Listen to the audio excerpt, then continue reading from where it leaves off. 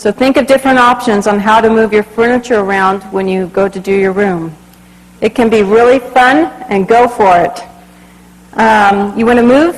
Also, when I go do a house, sometimes we'll take all the things in the living room, we'll pull all the accessories and pictures out of other rooms, and we'll bring it into the living room, and we'll then mix everything up, and then we'll disperse it through the house again. And because sometimes we have pictures in our living rooms that are really need to go in the kids' room. And sometimes we have things in the kids' room that should be really more adult-like and need to go in the living room. And when we do this, all of a sudden you think, oh, doesn't that look great? That looks so good. I always thought that before. So mix your stuff around in your house. All of a sudden you'll feel like you've had get new furniture, but you didn't. You just pulled it from the den or whatever. Mix it around. Don't be afraid of change. If you don't like it, what can you do? You just move it right back where you had it before. And so it's an easy dilemma to fix. Consider moving your sofa at a diagonal. That's another option. This always widens a room visually when you do this. A lot of people think, oh, I don't know about that. That's a little bit different for me. Try it. I love diagonal things. I love beds diagonal. I like sofas diagonal. It just creates a whole different look, and then you work around that piece. One thing you want to consider is the flow of traffic in your room. The flow of traffic is the space that is usually 2.5 to 3 foot area pathway of how people walk through your room. And you want to think about this, because say you have your sofa here and a couch, a chair here, and your front door is here. Well, you don't want the conversational stoppers to happen, and that means when people walk through your conversation. And so you might want to move all your stuff on this side of the door so you have this intimate conversational pit and you don't have people walking right through your area that you're trying to have a conversation with someone else. All of these things you're going to have to customize according to your room, because your rooms are going to be way different than their rooms, and so you're going to have to customize it, obviously. It's always fun to move your furniture around. I remember when my brother and I we were just a little tight, because I had this big, huge antique bed, and that thing was heavy. And I was constantly moving my furniture around as a kid. My poor mom, every time she came in my room, I'd say, Mom, look what we did. And we were always moving around. We were just little scrawny kids, and we moved my bed around, and it was always so much fun. It just felt like a whole new environment. It just made everybody so happy and excited, especially us as kids. And it can do the same for you as women. It's really exciting to move your furniture around and create a new environment. Especially if you feel like your house is kind of stale to you, you're not too happy about it, move it around. So items in your house displayed need to pass a test. So these are the questions that you would ask yourself. Do I like it at least 70% worth? I think every time we ask a question, that's the one question that's going to be ingrained in you. I've heard some of you have been telling your husbands this. He goes, 70% worth, you know. Number 2, is it visually pleasing to me? Number 3, does this item reflect my taste or my style? I didn't write that in there, so you might want to add that. Number 4, do I like the location of it in my room? Number 5, am I tired of taking care of it? Sometimes we have things in our houses that we are really tired of taking care of it, but we feel like, oh, I don't know, we better keep it. Get rid of it. You know, if you don't get tired of taking care of it, go give it to someone, you know. I know a lot of people that get rid of their sterling silver set simply because they don't want to clean it. And I think that's on the need list for me. No, I'm just kidding. I'm joking. But you know, if you're tired of taking care of it and it's an irritation to you, give it to someone else that's going to really think this is great. Number 6, because I don't have that on there and you could write it in, can I change this item to make it work? Paint it, reupholster it, perhaps it needs a new lampshade, perhaps it needs a new frame. Is there a way to renovate this piece? I need to tell you it's okay to have bare spots in your house, because you're going to find things, you know what, I don't really like that piece. And if it's not super functional, go ahead and get rid of it. It's okay to have a bare spot and wait for that piece to come. It's better that you have everything that you like in your home than have this home that you like everything and then you have this ugly looking lamp that just, and you don't really need light there, but you just keep it, and every time you walk in you think, this is the ugliest looking lamp. Just go ahead and get rid of it. Our eyes visually need a break sometimes, so when we have these bare spaces, it's okay. A lot of times we fill up our homes and we feel like it just needs to be full, full, full. And then we visually go around our room and we just think, it's not relaxing to me. My eyes have no breaks. And so it's good visually, interior design-wise, we don't fill up every wall when we do a house. We give the eye a break, and it makes everything look more pleasing. Let's talk about fabrics. Fabrics are really hard to get in North Idaho. I wish somebody would open a Calico Corners up here. I've tried to talk every one of my friends into doing it. You know what I'm talking about, here. There is just no fabric places here. I think it's one of the most frustrating things as an interior decorator up here to get fabrics. I come from Los Angeles, and it's fabric hog heaven down there. And there's times where I just go down there and get the fabrics because I simply cannot find them up here. But if you want to take a trip to Seattle, there's a Calico Corners there. There's other fabric places there. Ask your husband to go on a weekend trip and go have fun and find some fabrics over there. It's not that far away. Or Portland. They have a store there called the Whole Nine Yards, and it's a great fabric store. And what you do before you go on these trips, you just write down, okay, I want to make a new duvet cover. I want to get this. I want to get drapes for the kitchen, curtains for the kitchen, and you just write it all down. You get an idea what you have in your head, and then you just go fabric shopping with your husband and make a fun trip of it. Because really here, all we have is Joann's fabrics, which is good, but when you're really wanting to really do something big, it's not big enough sometimes for us here. But it's good. It's the best we've got. Lyle's is another good one. There's a couple design shops, and there's a couple upholstery shops that you can look at. But really, there's Hancock Fabrics in Spokane. So I'm not trying to down it. It's just that there's not that much here for us. What I do, this is just an idea, is this is my house. I have a little card that I keep in my wallet, and I put all my fabrics on this for all the different rooms and all the sofas and everything that's in my house. So when I'm out and about, if I find something I think, wow, that would look good, I wonder if it would match, I just pull this thing out and I could see if it's going to match. Because half the time it's in Spokane and I don't want to bring it here to see if it's going to work. And I could just do this. It has all my different carpets on it, rugs, and then I just took those little paint chart things, went down to the paint store, got my colors I had, cut them up, put it on here, so I have all my paint on here for each room. And so this really helps me out when I'm out and about and I need to figure out if something matches. It's just an idea. I like a mixture of fabrics in a home. I love texture. I love lots of different woods. A lot of times we in America, we pick out a fabric that we like, and then we put that fabric on the curtains as well, or the drapes. We have it on our sofa, and then we get matching pillows, and then we kind of do our dining room chairs in it too, and it's matchy-matchy, and it's very, very American, which is good, because it's kind of our way we do things in America. But the only problem with it is that we get tired of it very easily. Once you look at that fabric for very long, especially if it's any kind of bold pattern, you think, oh, I'm tired of it. My solution to that is don't go matchy-matchy. If you find your favorite fabric, put it on something, but then don't use it again anywhere else. And go find a complementary fabric to that piece that you liked. And then find another complementary fabric. Because what that does is it creates an interesting look in there.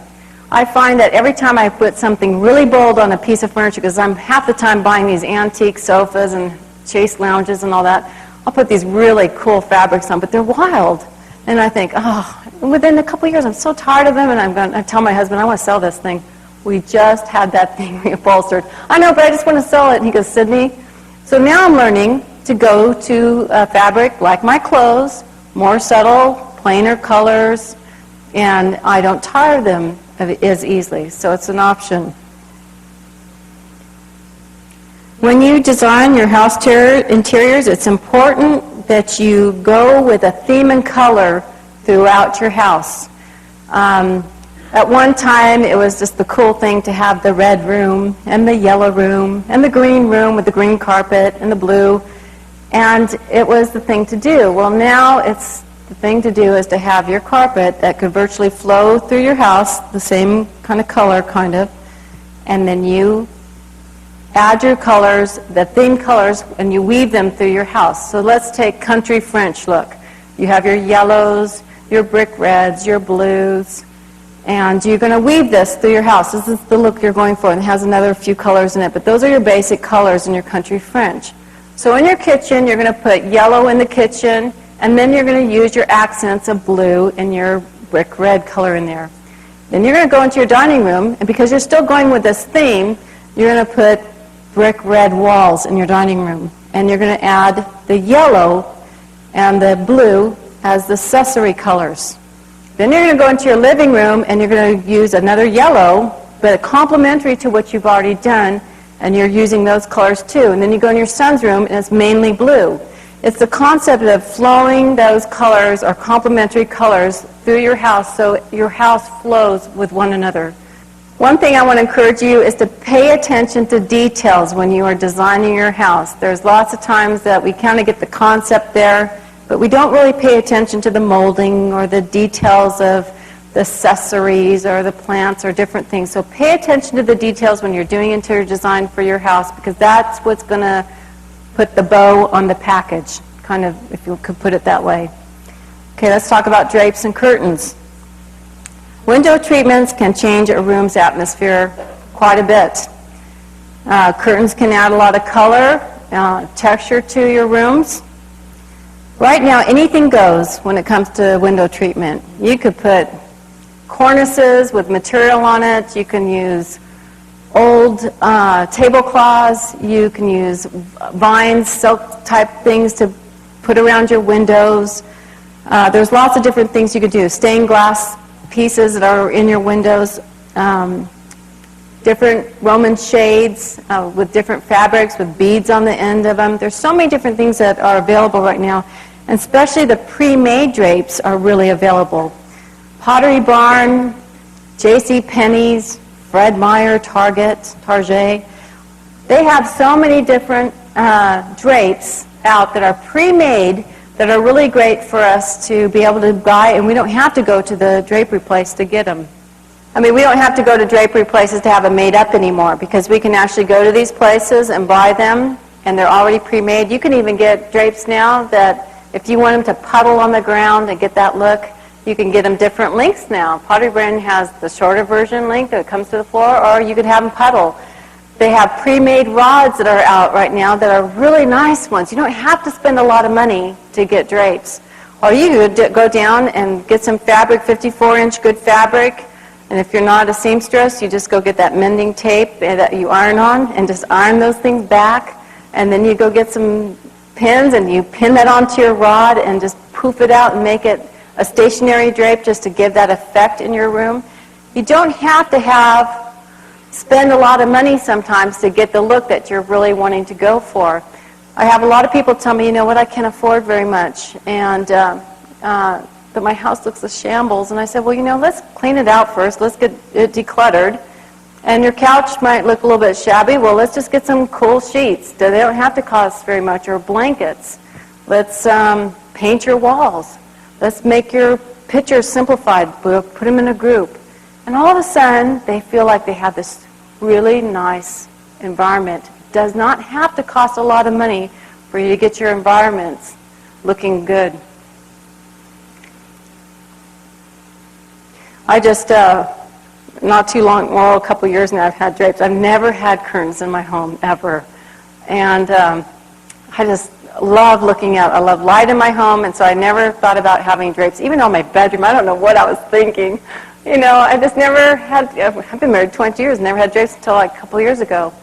And Mark and I decided to get some drapes made for our master bedroom. And so we decided to get the drapes that, you know, like when you go to the hotel room and they shut the drapes, and then you sleep in accidentally way longer than you thought because they have blackout lining in between the drapes and their back lining. Well, that just eliminates all light coming into the room, and so you really sleep well. And so we did that this time. I will never live without those kind of drapes ever again. I sleep so soundly now. And before, when the light started coming in, you start wrestling around, you start waking up. Well, now you just sleep soundly all the way to the moment that you're supposed to get up because it's pitch black in my room. So if you are a person that has a hard time sleeping, or perhaps you're a person that needs to take naps in the afternoon, I really recommend, if you have drapes for your bedroom, to get blackout lining for the back of them, and it will take out all the all the light completely in your room.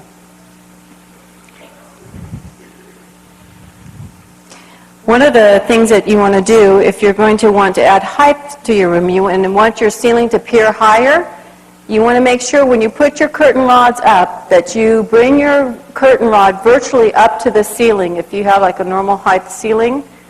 A lot of times I see people put the rod right above the window framework of the window. And so here you have another good 10 inches above that of wall there that you could have visually given your room another feeling of height in there if you would have just brought that drape up higher. But then you have to have your drapes, a little bit longer to do that. Also, you want to be careful if you want your rods to go past your windows. So when you're opening up all your drapes, it's not covering up the glass part of your window because that's blocking the light or blocking the view.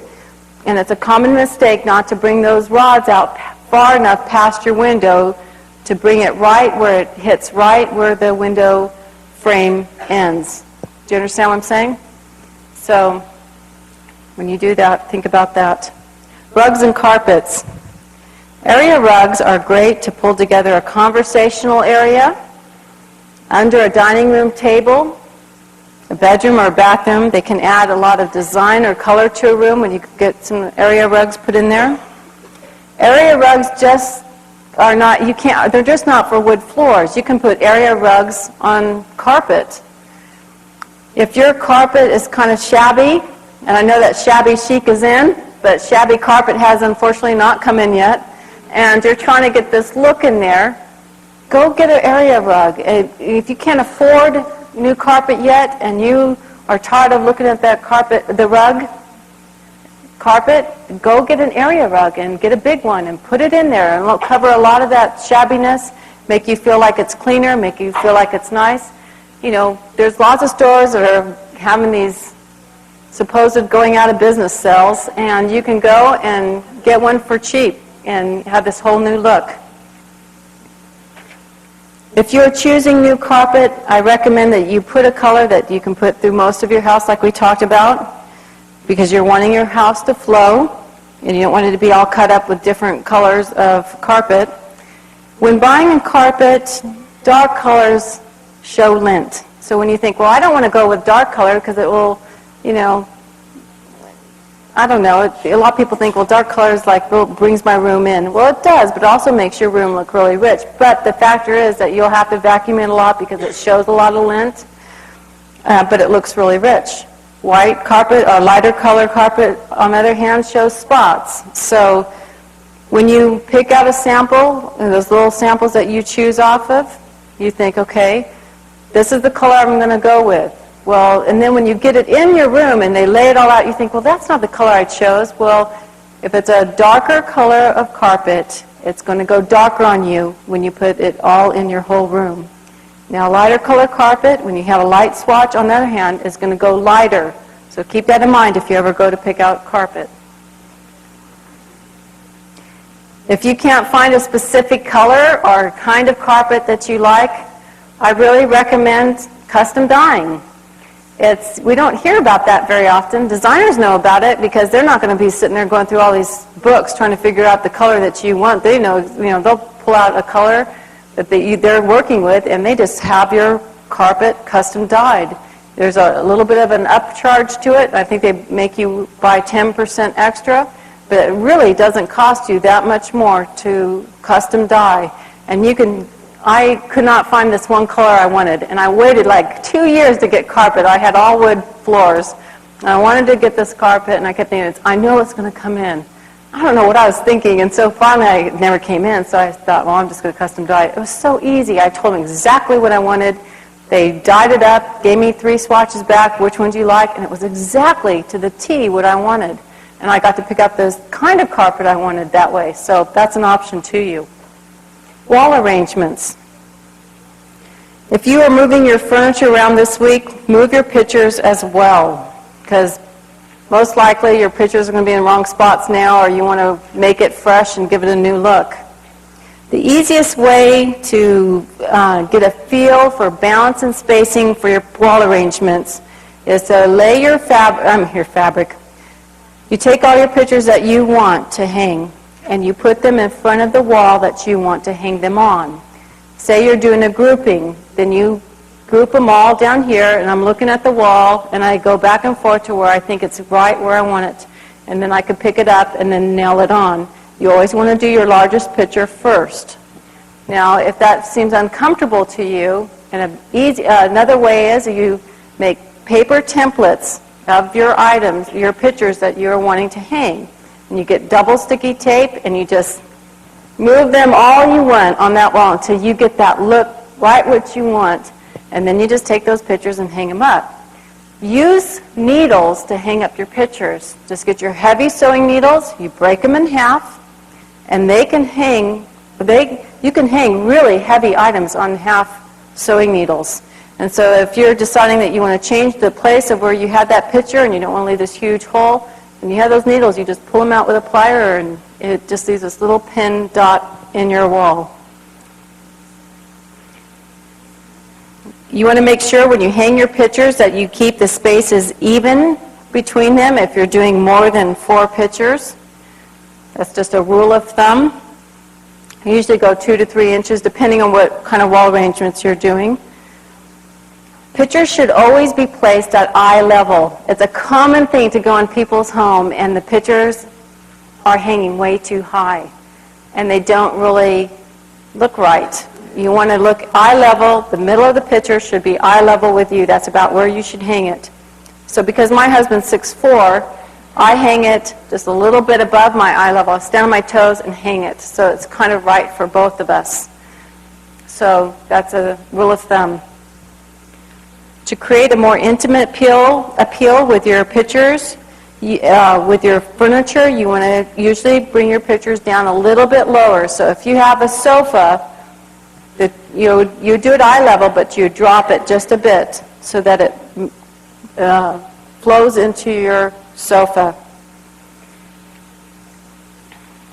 I personally use these picture lights on all my paintings or prints that I really like. These you could get at any lighting place. Kind of gives this it lights up my picture at night and it gives my room an ambiance lighting look, and I'd really recommend these, and it just kind of gives you another look. So let's talk about lighting.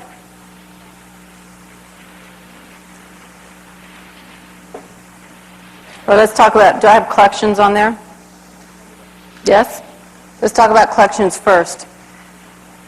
If you're one that collects things like your grandma's old plates or, I don't know, what do you guys collect? Different things you collect. Teapots. What's that? Birdhouses. I personally collect antique hat pins, the ones that the old ladies put through their hat to make their hat stay on.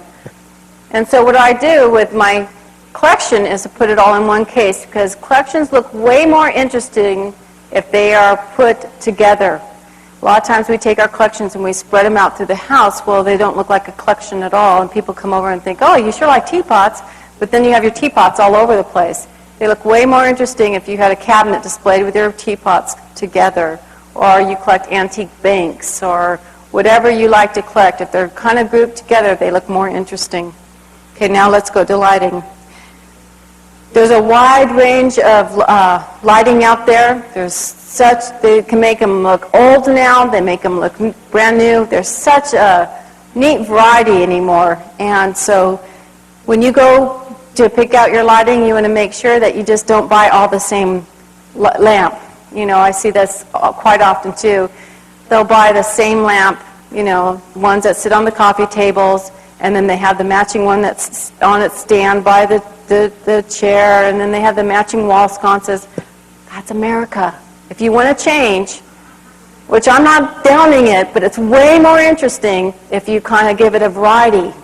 It makes your room look way more interesting. So add metal and mixture of wood or whatever you're going to do, add a variety or add a variety of different lamp shades.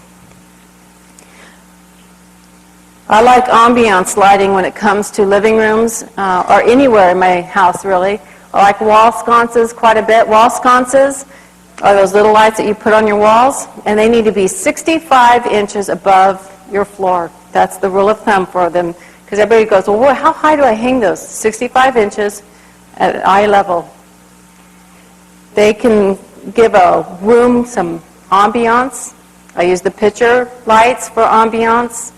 I also use dimmer switches. Oh, that's not it. A dimmer switch is the switch that you put in your electrical outlet, and you can dim your overhead lighting down. A lot of times when you go to people's houses, the lights are so bright, and it's not soothing. But if they just put a dimmer switch on their dining room or in their living room and just bring the lighting down and give some light ambiance in there, light the candles, their little sconces on, their little picture lights on, it gives this atmosphere that, oh, this really feels good in here. I use the dimmer switches for my bathroom as well. I use it for my bedroom, and it does wonders for my intimacy with my husband. Because any time that you dim the bedroom lights, I mean, what does that do for your husbands? They just think that that's wonderful. So I really recommend it. We're going to talk about intimacy in the next few weeks. So I want to encourage you, as Proverbs 31 women, that's a big part of our life, our intimacy with our husbands. And we want to think about ways that we can be romantic with our husbands and create romance and make it our house appealing to them in that way as well. Light bulbs. I use halogen light bulbs for my bathrooms, my kitchen. Halogen light bulbs are a brighter, true white light, and they, especially if you're trying to put makeup on in your bathroom and you don't have that great lighting, if you have halogen light bulbs in there, it gives a true white light, and they're great for bathrooms and kitchens. I like also the aurora-descent light bulb. They're a light bulb that if you have a light bulb that's showing, I should have brought one, I didn't. It's a light bulb that kind of is a long light bulb and has this pink, blue, yellow glow to it. And it kind of makes the room illuminate. They're great for chandeliers, and that's another light bulb for that. Let's talk about plants. Plants add warmth to rooms. Usually I try to get plants that make a statement. A lot of times we buy these really small plants. We have little small plants all over our house, you know. Well, why don't you instead buy the bigger plant that makes a statement and looks healthier? Trees are great for a living room, or big tree ferns are great, or a fern on a stand. Because when we add plants to our living rooms and our bedrooms and everything, it just gives another warmth to it, and we're thinking about this. If you have half-baked plants because you have not been taking care of them, get rid of them. Go ahead and let someone that has a nursery revive them.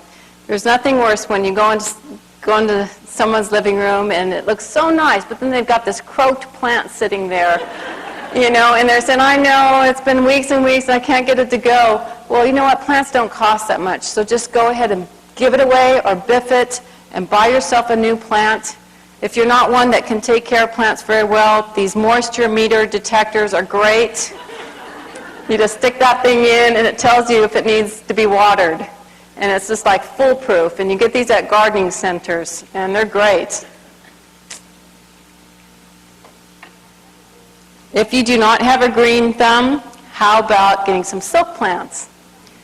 Now, the only thing about silk plants, though, for some reason, the makers of silk plants, a lot of them, some of them make them really dark and nice, But they make them these bright green look. And everybody comes in your living room and thinks, that's a silk plant. And you don't want that. You want it to look real. So when you pick out a silk plant, you want to have it dark. You want it to look as real as possible. So when you choose your silk plants, think about this.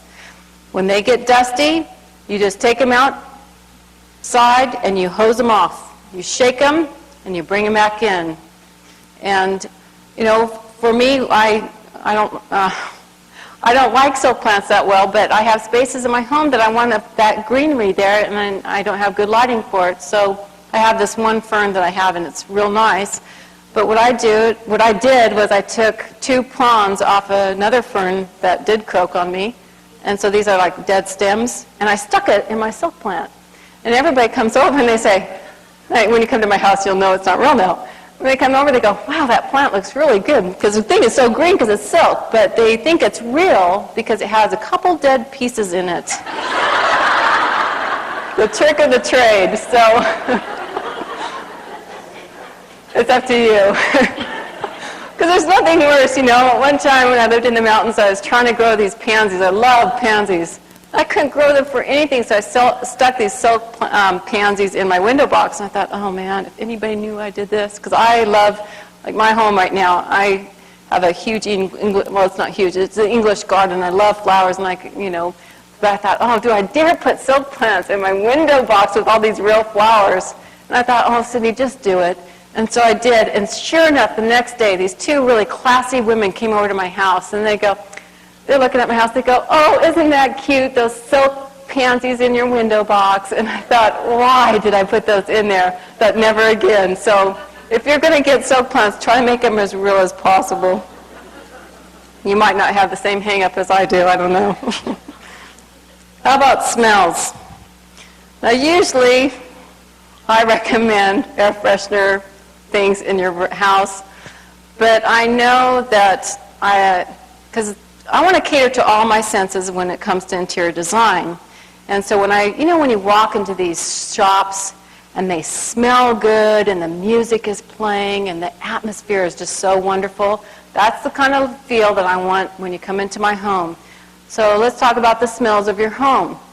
We can sometimes get used to the smells in our home and think that it smells just fine because we're used to it. Some of us have pets in our homes. We don't realize you've got this certain odor going on in your home because it smells absolutely normal to you. I want to encourage you to open your doors more, get that smell out, get fresh air in. I usually recommend these air fresheners, but I've been talking to my friend here, and she keeps saying, you've got to get these out of your house. So I thought, well, I'm not going to do that because it's probably not good for us to really keep those air fresheners that spray automatically in our home because it's chemicals.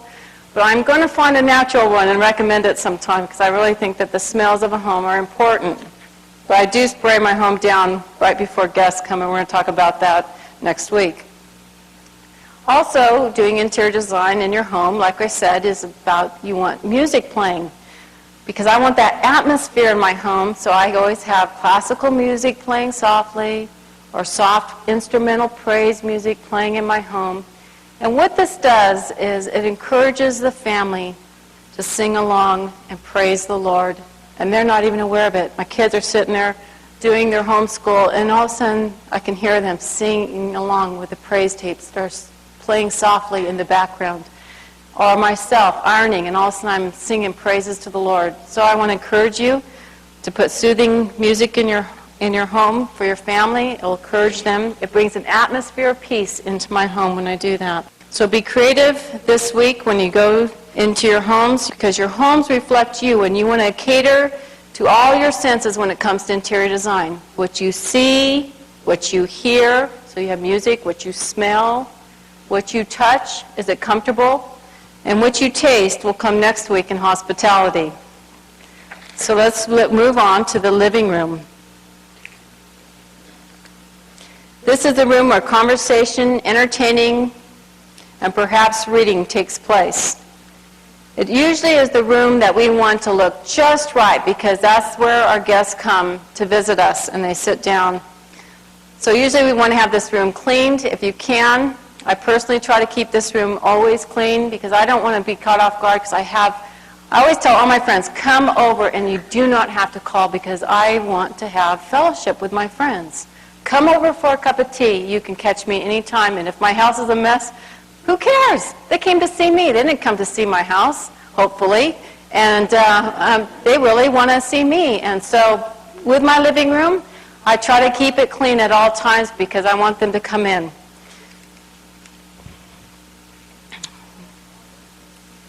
Our living rooms usually do not have a lot of clutter, so you're probably not going to be biffing quite a few things in there. So start cleaning out. Are you relieved? So you want to start cleaning out perhaps with your entry closet. That's a good place to start. So when you go through your entry closet with your bags or your boxes in tow, you're going to ask yourself these questions. I don't know how many new we have here. But in your week 1's notes, you can get them, and you ask yourself, have I used it in the last year? Do I like it 70% worth? Do I need it? Do I want it? Do I have room to store it? So when you have cleaned out your closet, it should have only your family's coats in it, their jackets, perhaps their hats, extra hangers for your guest coats, maybe a big basket or a Rubbermaid container, such as the big ones like this or this Sterilite container. And put your family's shoes in there if you need to do that. Or perhaps your vacuum cleaner might go in there. But really the purpose of this closet is what it means, a coat closet. So all those things that you have in there, your wrapping paper, your Christmas stuff, if you have another area for that, we're going to push that over because we're going to keep making room, and we will find a spot for it. Go ahead and get some of these containers, the Rubbermaid containers, and start putting your Christmas lights in these. The Rubbermaid containers are the ones that you want to use for your storage areas, like in your garage, because they're a sturdier container. If you like the clear ones, which are the 66 quart Sterilites, they're great for Christmas stuff, all that. We're going to go through your garage and your storage needs on week 7. So we're going to talk about that later. So now you're working clockwise fashion around your room, going through all your clutter and your knickknacks, making sure that you like all those things. You want to vacuum your couches, clearing off the coffee tables and tables, putting all the decorations back that you like, vacuuming your blinds, cleaning out your fireplaces. We're going to clean out your house as we go because you're going to be all excited because you're going to be moving everything around. If you have a desk in your living room, you want to clean that out as much as possible. But in week 7, we're going to talk about our paperwork. But if you want to and you have time, go ahead and start cleaning out, getting rid of the stuff you don't need. In our living rooms, we can have lots of paperwork. We can have a lot of magazines laying around in our living rooms. So you want to go through your magazines. Try to keep 6 months, anything that's 6 months and newer, keep. Because you're not going to go through them if you've had magazines like this high. Be real about it to yourself and say, I know these are great magazines, but just keep the last 6 months and get rid of the other ones. Give them to the hospital. Hospital love taking magazines. And that way you know you're just not throwing them in the trash. You're giving them to somebody that can really use them. Go through your newspapers, getting rid of those. Start fresh. Or if you want to go through your magazines and tear out all the things that you like and put it in a file system, we'll talk about that again too. Declutter your piano tops, fireplace mantles, window sills. Simplify your decor if you can. You'll like your room better. Especially if your room feels overwhelming to you. All the more so you want to simplify your decor. Get rid of those, put those things away that you're tired of cleaning and dusting. If you're tired of it and it's always looking dirty, go ahead and put it away. Put it in your memory box. Give it away to someone, put it away. Get a container. If you're tired of it, put it in a container, bring it out in 6 months. Wait, hang on, this is a good idea. Put it all in a container, and in 6 months, if you think, hi, I really miss all those things, then bring them back out. Try it. When I lived in New Zealand, we lived with some people, the tailors, and they were very generous and loving to us. My husband had built their home, and in the process of it, they decided that they wanted to adopt us, and we let them. And we loved them. They're like family to us. Well, in this home, it was a vintage home that was made into a modern look, and it was very simple in decor. And I came from this antique background, lots of stuff, all that kind of thing, and I had never lived in a house with simple decor.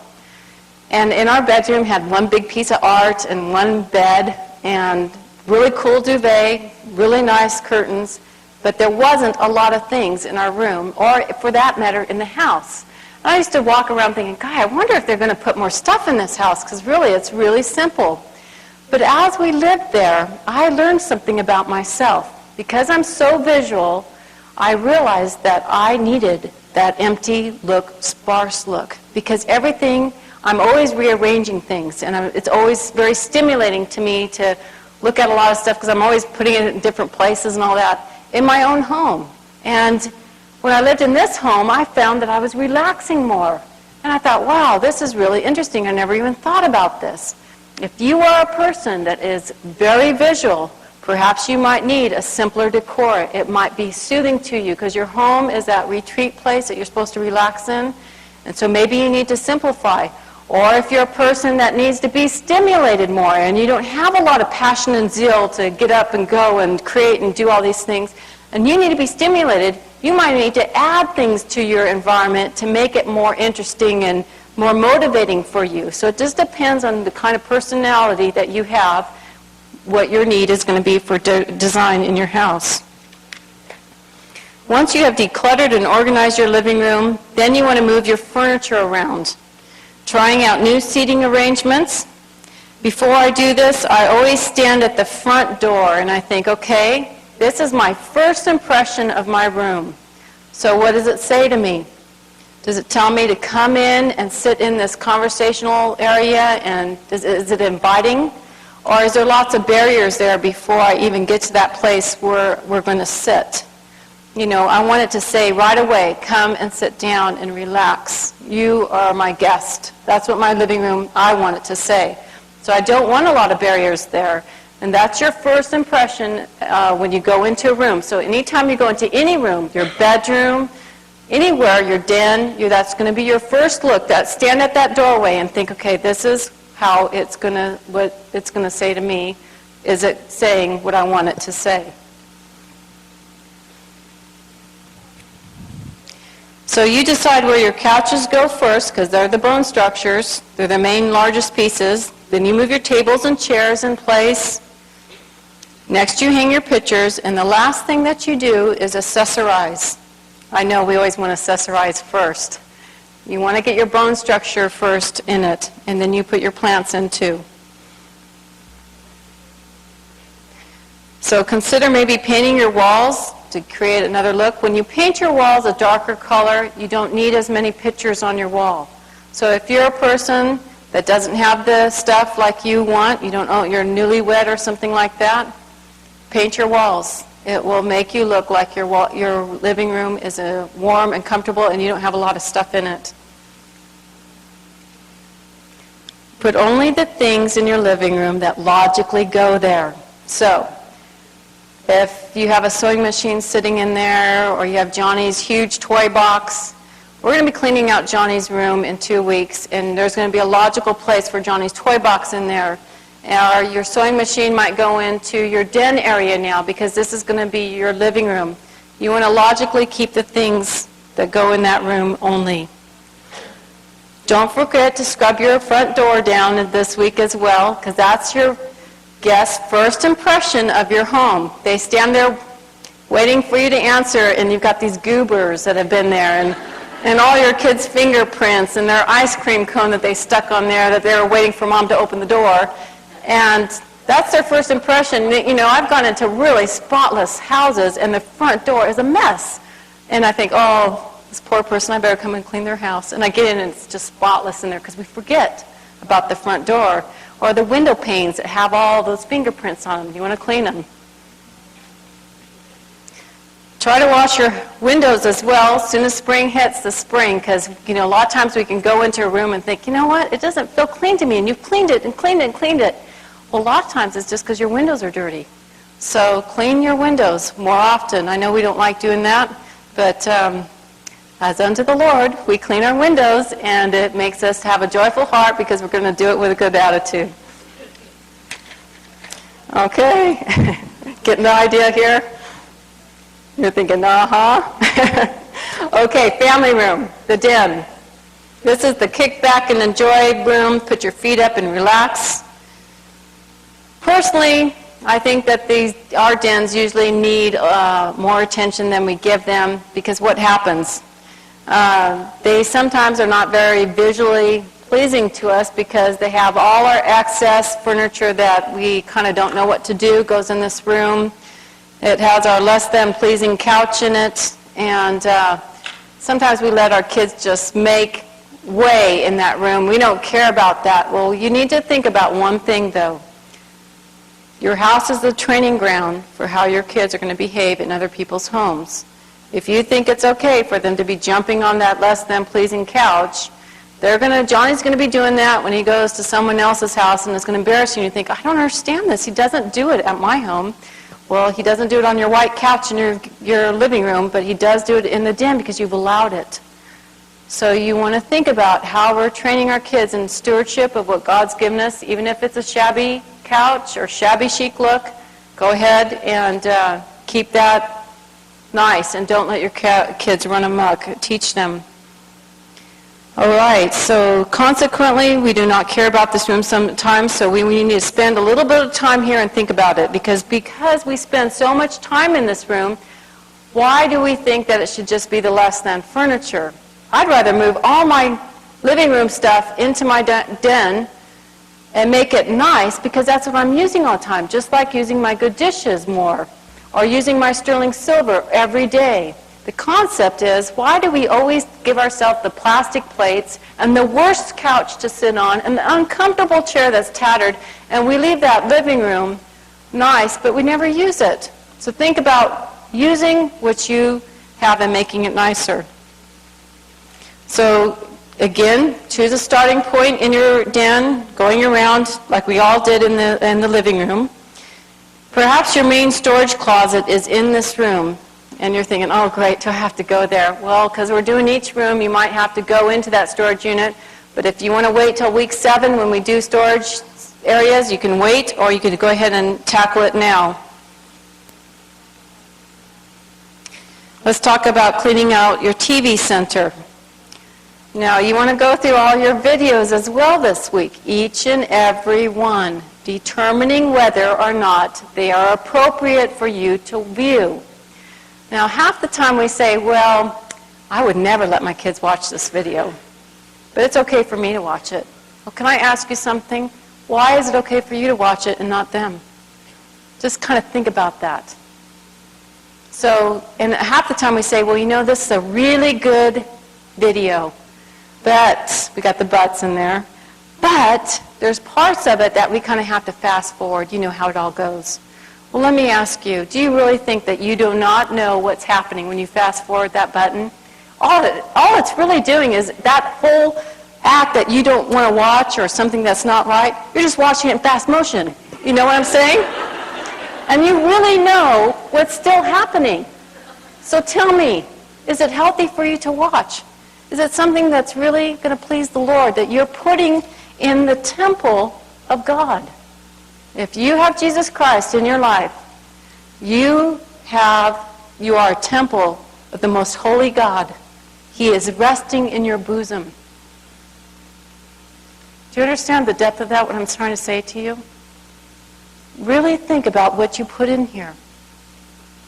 Is it tainting the things that you're letting the eye gates see when the Bible clearly tells us to watch what our eye gates allow us to see? So go through each and every video this week and make sure. It's like, when we say those fast forward parts, it would be like you saying, it's kind of a corny analogy, but I thought about it today. It's like eating this really good sandwich. And it's really, really good, but it's got all these moldy parts on the bread. Well, it's a really good sandwich. All you have to do is just eat around the mold parts. I mean, that's kind of like what we do with videos. You know, it's really good, but it's got these bad parts in it. Well, you just kind of don't watch those parts, so you fast forward. Well, really, would you want to eat that sandwich? It's tainted. It's not good for you. Are you really wanting to watch those videos that are not good for you? There's so little out there that really blesses you and makes you feel good about what you see. We are so desensitized because we are conditioned to see things, and so we think, oh, I don't like that right now. I don't like that. Oh, well, it's still a good movie. And then we see another movie, and we don't like it again, but it's a little bit more, and we get desensitized to the things that we see, and really, what are you doing?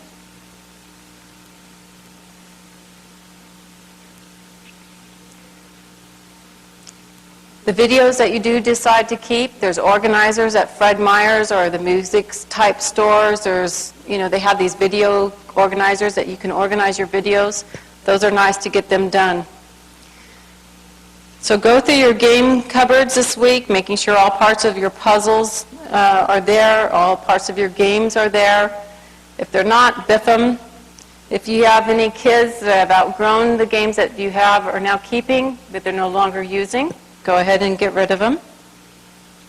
How about some different ideas to make your family room more exciting for your family room, for your family? How about, if your room is large enough, how about adding a ping pong table, or a pool table, or a foosball table? How about a craft and hobby area? How about a game table with chairs? How about a mini art studio? Library, we can create a library atmosphere in our family rooms, put a reading area, get some bookshelves, put all your reading in there, get a nice comfy chair, good lighting. How about a mini office area or your computer area, or perhaps a little section for your sewing? There's lots of ways to make our family room fun. Be creative, make it fun and comfortable when it comes to arranging your furniture. Go through the same steps as we talked about the living room, about how you're going to rearrange your furniture in here. Get those paint brushes out and move your furniture around this week. So let's conclude. If I could have the prayer ministry team come forward, it would be great. Is there any of you that can come forward? Again, I know there's needs that you guys have, and you may not have a husband that you can pray about some of these things with. I want to encourage you, if you feel comfortable enough to let us pray with you regarding any of the circumstances that you're in. We care about you. They'll be wearing these badges, and you can see them and take them aside and say, can you just pray with me? This week, I want you to really pray about some things. We've discussed some really hard issues tonight. It was not an easy night for me to give you this message. Believe me, I thought, Lord, because it's calling us to account of really, how do we really live? Are we living righteously? Are we living the way society says is okay? So pray about some of these issues that we've talked about and see what the Lord puts on your heart. And be obedient to that small voice. Don't double guess it. If the Lord has told you, don't double guess it. Don't miss out on the blessing of what He's trying to put in your life. Don't miss out. Go ahead and be obedient, even if it costs you, because that's where He's going to bless you. He's going to bless you for your obedience. Blessings, and thank you for coming.